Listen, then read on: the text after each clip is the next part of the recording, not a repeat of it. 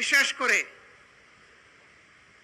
জুলাইয়ের 1 তারিখ থেকে 24 সালে যেই আন্দোলন দানা বেঁধে উঠেছিল, অকুণ্ঠ চিত্তে আমিও স্বীকার করতে চাই, এই আন্দোলন প্রথাগত কোনো রাজনৈতিক দলের নেতৃত্বে গড়ে উঠে নাই।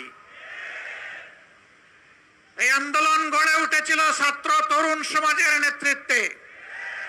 তাদেরকে স্যালুট জানাই। 15.5 বছরে দফায় দফায় আন্দোলন করেছি, জীবন দিয়েছি, জেলে গিয়েছি, ফাঁসির কাস্টে দাঁড়িয়েছি, কিন্তু ফ্যাসিবাদকে আমরা তাড়াতে পারি নাই। জুলাইয়ের আন্দোলনের মধ্য দিয়ে যখন সারা দেশবাসী একাকার হয়ে গেল, তখনই ফ্যাসিবাদ দুপুরের খাবার ফেলে দিয়ে পালিয়ে যেতে বাধ্য হলো। এর আগে তো আর পালিয়ে যায়নি। সুতরাং এই ক্রেডিট জনগণের, নেতৃত্বের ক্রেডিট আমাদের তরুণ সমাজের।